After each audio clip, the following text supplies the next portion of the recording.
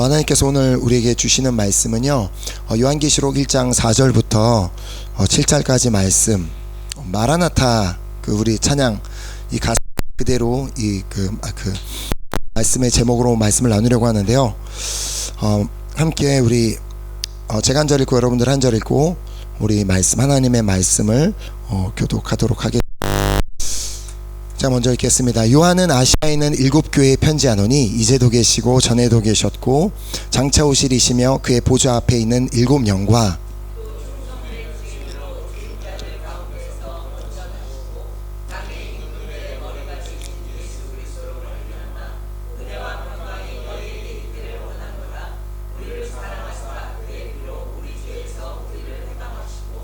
그의 아버지 하나님을 위하여 우리를 나라와 제사장으로 삼으신 그에게 영광과 능력이 세세토록 있기를 원하노라. 아멘. 볼지어다 그가 구름을 타고 오시리라. 각 사람의 눈이 그를 보겠고 그를 찌른 자들도 볼 것이요 땅에 있는 모든 족속이 그로 말미암아 애곡하리니 그러하리라. 아멘. 아멘.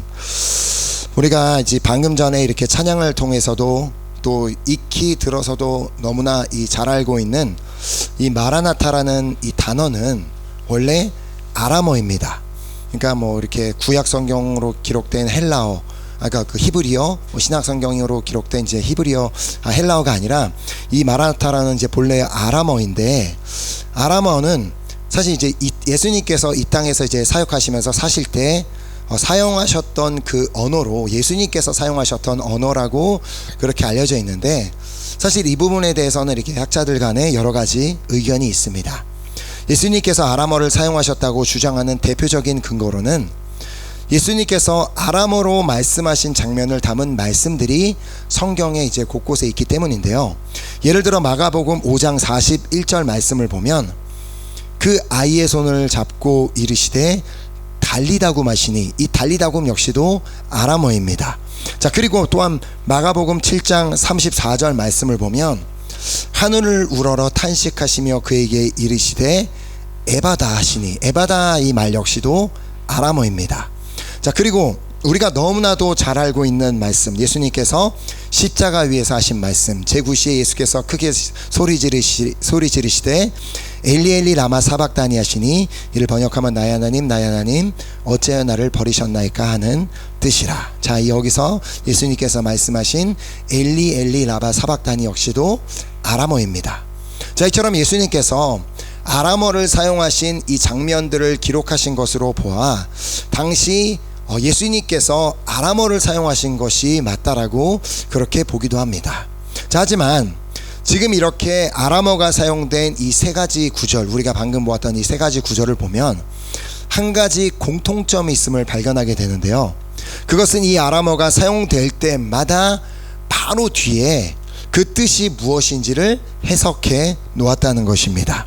자, 우리가 아까 보았던, 다시 보면 아이의 손을 잡고 이르시되 달리다고 마시니, 번역하면 곧 내가 내게 말하노니 소녀야 일어나라 하심이라 라고 이렇게 즉각적으로 번역을 써놨고요.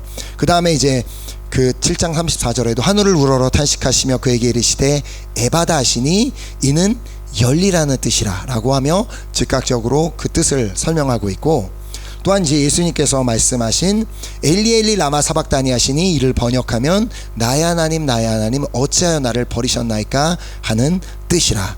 자, 그러니까 지금 이 마가는 복음서를 기록하면서 이 복음서를 읽고 있는 사람들이 아람어를 이해하지 못한다는, 아람어를 모른다는 그 가정하에 그 뜻을 번역해 놓았음을 볼 수 있게 됩니다. 자, 물론 마가가 복음서를 기록할 때 이 마가가 기록한 그 복음서의 대상은 이스라엘 땅에 있는 유대인들이 아니었습니다. 당시에 로마에 있었던 그리스도인들을 위해 기록한 복음서였기 때문에 그 로마에 있는 그리스도인들 중에서는 아람어를 모르는 사람들이 더 많이 있었을 가능성이 상당히 큽니다. 자, 그런데 유대인들을 대상으로 기록한 마태복음 역시도 그 마태가 그 말씀을 기록하면서 이 예수님께서 십자가에 하셨던 말씀, 엘리 엘리 라바 사박다니 하셨던 이 말씀의 뜻도 마태 역시도 설명하고 있음을 볼 수가 있습니다.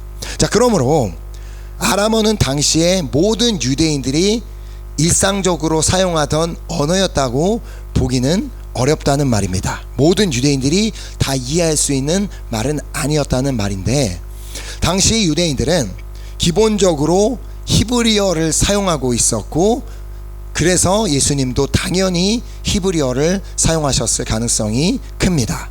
자, 그럼에도 불구하고 아람어 단어들이 이렇게 복음서에 계속해서 등장하는 이유는 당시 이스라엘 사람들은 모국어인 히브리어와 함께 아람어도 자주 사용하였기 때문입니다. 자, 아람어는 한때 시리아와 메소포타미아에서 사용되던 언어였습니다. 즉 성경에서 나오는 아수르 제국이 오늘날로 말하면 시리아인데, 아수르 제국에서 사용하던 언어였다는 말입니다.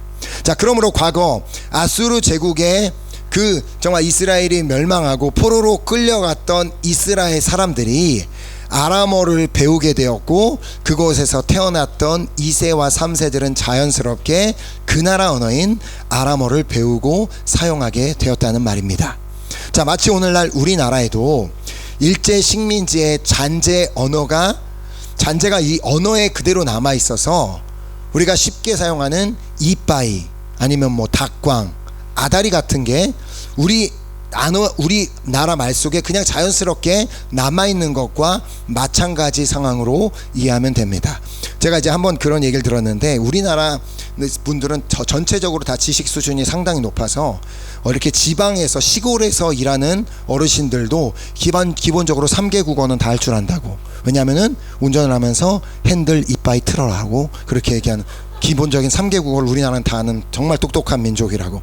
자, 그래서 이 또한 프랑스의 식민지였던 나라들도 오늘날 불어도 사용하고, 우리가 가는 콩고도 마찬가지잖아요. 불어도 사용을 하지만 자신들의 원래 모국어였던 그 언어를 함께 사용하는 것과 좀 이렇게 마찬가지 상황이라고 보면 됩니다. 제가 이제 모로코 갈 때마다 느끼는 건데, 젊은 사람들은 불어를 잘 못하고 오히려 연세가 좀 있으신 분들, 나이가 있으신 분들이 훨씬 더 불어를 잘 사용하는 것이, 왜냐하면 그 시대를 겪었기 때문에, 불어만 사용해야 되는 그 시대를 겪었기 때문에 그분들은 잘 사용을 하고, 젊은 세대는 그럴 필요가 굳이 없으니까 이렇게 잘 못하는 것을 보게 되는 이유입니다. 자, 그러니까 이 성경에서 이런 아람어 단어가 나올 때 도대체 왜 이런 단어를 굳이 사용이 되었을까라는 궁금증을 가지신 분들이 있으실까봐 그분들의 이해를 돕기 위해 잠시 설명을 드린 것입니다. 그러나 뭐 지금까지 한 번도 궁금한 적이 없었다면 좀 궁금해 하시라고, 성경을 읽으면서 궁금증을 가져야 됩니다. 그래서 설명을 드렸고, 다시 마라나타라는 이 단어로 돌아와서 이 단어의 뜻을 이제 좀 말씀해 보려고 하는데, 이 단어는 이제 고린도전서 16장 22절에서 사용이 된 단어입니다. 자, 한국어 성경으로는 이 단어가 풀어서 번역이 되어서 기록이 되어서 모르는데, 고린도전서 16장 22절 말씀을 보면, 만일 누구든지 주를 사랑하지 아니하면 저주를 받을지어다 우리 주여 오시옵소서. 그래서 이 불어엔 보면 뭐라고 써 있어요? 마라나타라고 번역이 되어 있습니다. 자, 마라나타의 뜻은 우리 주여 오시옵소서. 이 말 그대로 우리 주가 오셨다라고 과거형으로 사용되기도 하고, 오고 계신다라고 지금 현재형으로도 사용되기도 하고, 오시옵소서라고 이렇게 부탁하는 그런 표현으로도 됩니다. 자, 그러나 사실 이 말은 누구나 그냥 쉽게 할 수 있는 말은 사실 아닙니다. 왜냐하면 지금 여기 기록된 대로 누구든 주를 사랑하지 아니하는 자는 감히 할 수 없는 말이기 때문입니다. 자, 여기서 사도 바울은 매우 공격적인 표현을 사용합니다. 만일 누구든지 주를 사랑하지 아니하면 저주를 받을지어다. 너 주님 사랑하네? 너 저주 받을 거야. 마치 이런 식으로 매우 공격적인 표현을 사용했다는 겁니다. 자, 그런데 이제 주님을 사랑하지 아니하는 자는 저주를 받을 것이라고 이렇게 바울이 단호하게 말하는 이유가 있습니다. 왜냐하면 주님을 사랑하지 않는 자에게는 그 주님이 다시 오시는 그날, 주님의 재림의 날은 저주의 날이기 때문입니다. 주님을 사랑하는 자에게는 그날이 너무나 기다리고 사모했던 날이기 때문에 막 기쁨의 날, 축제의 날, 너무 기뻐 뛰는 날이 되겠지만, 주님을 사랑하지 않던 자들, 주님을 믿지 않던 자들에게는 그날은 정말 끔찍한 저주의 날이 되고 맙니다. 왜냐하면 그때부터 영원한 지옥불에 던져져 영원한 고통을 받는 것이 시작되기 때문입니다. 자, 그래서 오늘 본문 7절 말씀을 보면 볼지어다 그가 구름을 타고 오시리라. 각 사람의 눈이 그를 보겠고 그를 찌른 자들도 볼 것이요 땅에 있는 모든 족속이 그로 말미암아 애곡하리니 그러하리라. 모든 족속이 그로 말미암아 애곡하게 된 이유가 뭐예요? 내가 저 사람 예수 아직 안 믿었는데, 내 부모님 아직 예수님 안 믿었는데, 내 사랑하는 애인이 하나님 아직 안 믿었는데 주님이 오셔서 그렇게 애곡하는 날이 오게 된다는 것입니다. 자, 우리 주님이 다시 오시는 것은 분명한 사실이지만 우리는 그날이 언제인지는 전혀 알지 못합니다. 예수님께서도 이 땅에 계실 때 나도 모르고 오직 아버지만 아신다라고 그렇게 말씀을 하셨습니다. 자, 그래서 우리에게 주의하고 깨어있으라고 경고하셨습니다. 마가복음 13장 33절에 주의하라 깨어있으라 그때가 언제인지 알지 못함이라. 그래서 예수님께서도 마치 도적이 언제 오는 것을 우리가 알 수 없는 것처럼 우리는 반드시 주의하고 깨어있으라고 이렇게 설명을 하셨습니다. 자, 그래서 요한계시록에 보면 예수님께서는 당신의 천사를 이제 요한에게 보내셔서 7 교회에 편지를 보내게 하셨습니다. 그것은 이제 주님의 오시는 날을 준비하는 교회가 되기를 원하셨기 때문입니다. 자, 물론 여기서는 7 교회로 그 숫자를 마치 그냥 그 교회들로만 한정하고 있는 것으로 보이지만, 그러나 결국 이 편지는 이 지상에 있는 모든 교회들에게 주시는 메시지를 담고 있음을 우리는 반드시 알아야만 합니다. 자, 오늘 본문이 이 지상에 있는 모든 교회에게 전하는 그 메시지의 서론, 그러니까 인트로덕션이라고 이제 볼 수 있는데요. 이제 본문 4절 5절 말씀을 보면 요한은 아시아에 있는 7 교회에 편지하노니 이제도 계시고 전에도 계셨고 장차 오시리시며 그의 보좌 앞에 있는 7 영과 또 충성된 증인으로 죽은 자들 가운데서 먼저 나시고 땅의 임금들의 머리가 되신 예수 그리스도로 말미암아 은혜와 평강이 너희에게 있기를 원하노라. 우리를 사랑하사 그의 피로 우리 죄에서 우리를 해방하시고. 자, 먼저 요한은 이 요한 주님이 보내신 그 천사를 통해 주님의 말씀을 받고 이 교회들을 축복하는 것으로 메시지를 시작합니다. 자, 이제도 계시고 전에도 계셨고 장차 오시리시며 충성된 증인으로 죽은 자들 가운데서 먼저 나시고 또 땅의 임금들의 머리가 되신 예수 그리스도와 또 그의 보좌 앞에 있는 7 영으로 말미암아 그 교회들에게 은혜와 평강이 있기를 축복합니다. 자, 그리고 나서는 우리를 사랑하사 그의 피로 우리 죄에서 우리를 해방하신 주님께 영광을 돌리며 또 그 아버지의 하나님을 위하여 우리를 나라와 제사장으로 삼으신 주님께 영광을 돌립니다. 자, 요한이 먼저 교회들을 축복한 뒤에 너희들에게 은혜와 평강이 있을지어다라고 그렇게 축복한 뒤에 그 하나님께 다음과 같이 영광을 돌린 이유는 분명합니다. 자, 이제 교회에 속한 성도들이 예수 그리스도의 피로 자신을 죄에서 해방하시고 그렇게 주님의 해방하시고 구원하신 이유는 바로 주님의 나라와 주님의 제사장으로 삼으시기 위함이며, 이제 우리가 그 주님의 나라와 제사장이 되었음을 우리 모두는 기억하며 그 주님이 오실 날을 준비하는 자들이 되기를 원하셨기 때문이었습니다. 자, 그러니까 그냥 난 예수님 믿고 구원받았으니까 그냥 이렇게 살다가 주님이 오시면 오시는 거고 그런 게 아니라 우리의 삶의 모든 순간이 마치 주님이 당장 오늘 오후에라도 오실 것처럼 내가 예수 그리스도의 피로 새로운 사람이 되었기 때문에 새로운 사람이 되었다는 건 이제 주님의 나라가 되었고 주님의 제사장이 되었음을 기억하며 주님의 나라답게 주님의 제사장답게 주님 오실 날을 준비하며 예비하며 그렇게 살아가기를 원하셨던 것입니다. 자, 우리가 어떤 은혜로 구원을 받았는지 늘 기억하는 것 너무너무 중요합니다. 왜냐하면 그래야지만 우리가 범사에 감사하는 삶을 살 수 있기 때문입니다. 자, 그리고 은혜로 구원하여 주셨을 때는 우리만 그냥 구원받고 끝나라고 그렇게 은혜를 주신 것이 아니라 주님의 나라와 제사장으로 삼으시기 위함이라는 그 사실을 기억하는 것 역시 우리에게 너무너무 중요하다는 것을 기억해야 됩니다. 자, 주님의 나라가 되었다는 말이 무슨 뜻이에요?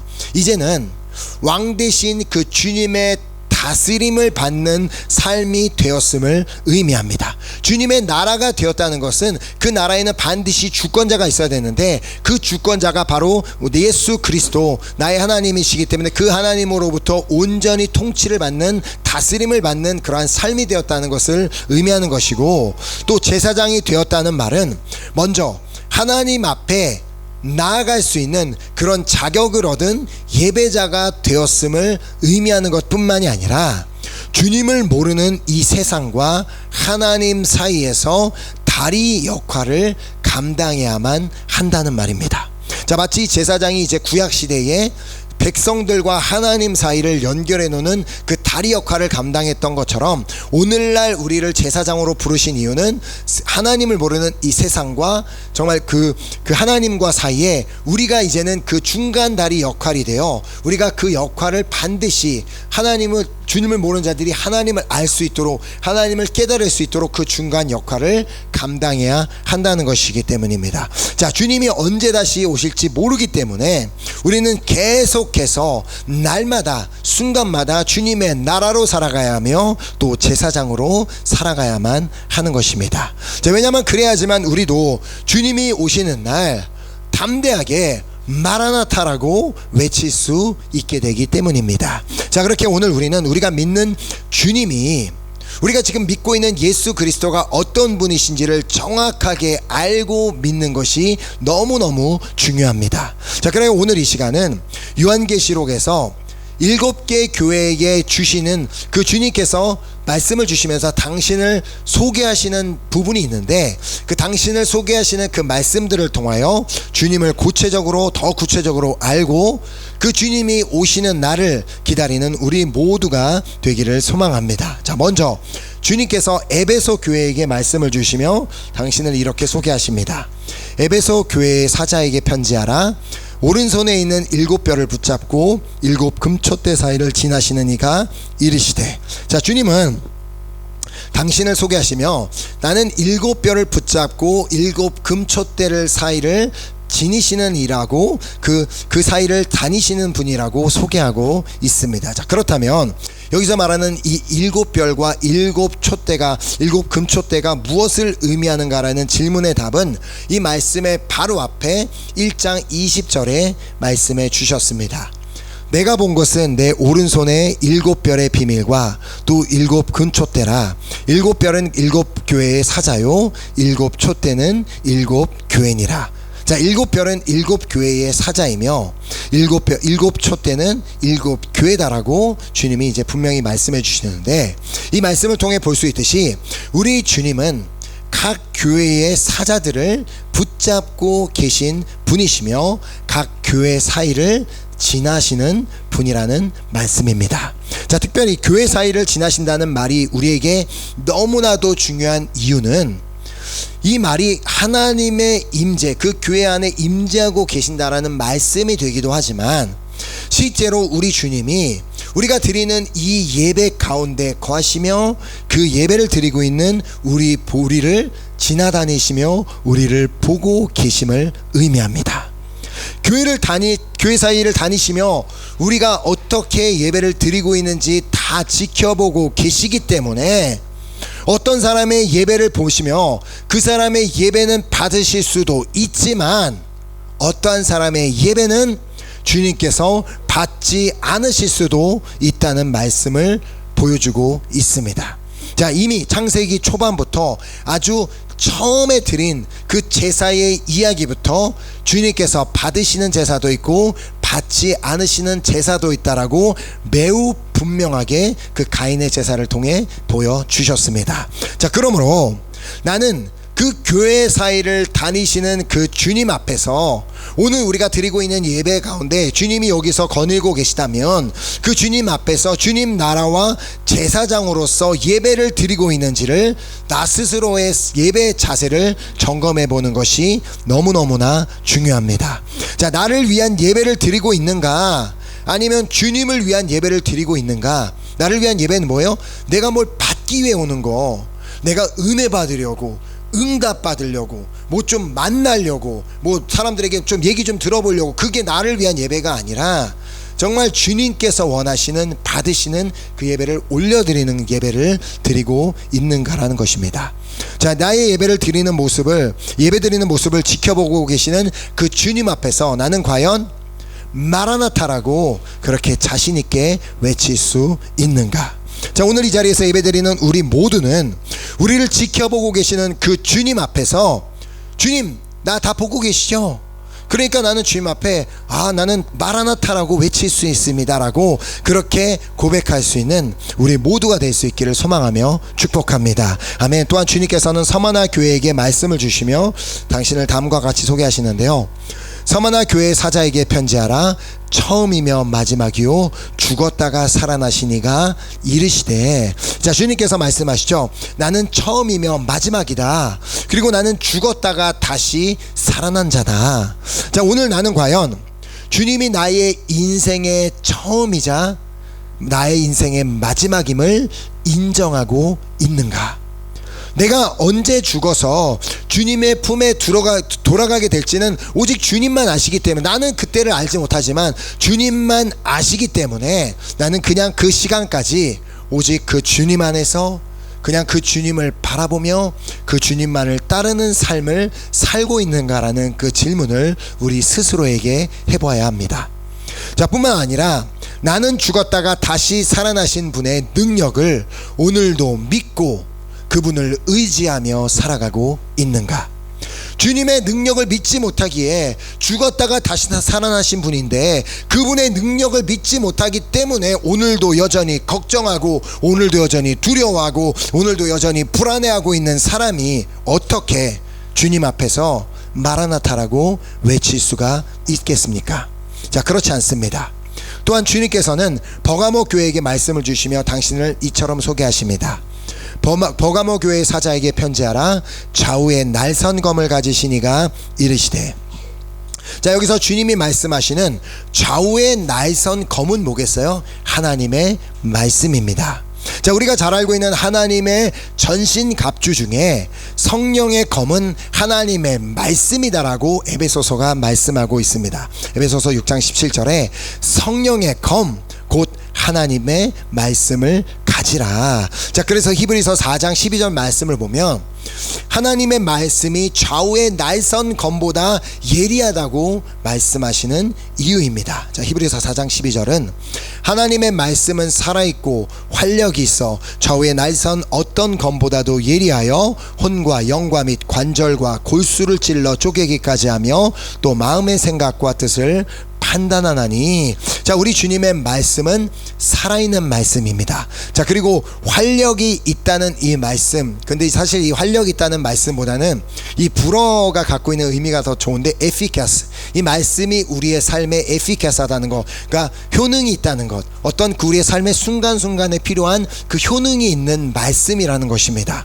자, 그리하여 때로는 우리가 우리의 삶의 환경과 상황과 그런 여러 가지 여건들을 바라보며 막 죽어가던 우리의 마음, 그냥 막 다 죽어가던 우리의 생각을 살아나게 하는 그 놀라운 능력이 그 양날 검과 같은 그 말씀에 있다는 것입니다. 자, 그러니까 나를 자꾸 넘어지게 하는 그런 생각이 싹 들 때 그걸 싹둑 잘라버리는 능력, 그리고 나를 자꾸 넘어지게 만드는 그 어두움을 그냥 싹둑 잘라내버리는 그 능력이 말씀 가운데 있다고 하는 것입니다. 자, 그러므로 하나님을 나는 믿는다고 하는데 하나님의 말씀을 모르고 있다면, 좀 말씀, 당신이 좋아하는 말씀이 뭡니까? 암송해 보십시오 라고 할 때 한 구절도 암송을 못하는 그 정도로 말씀을 모르고 있다면 결국 나는 하나님을 전혀 모르고 있는 사람이 되고 만다는 것입니다.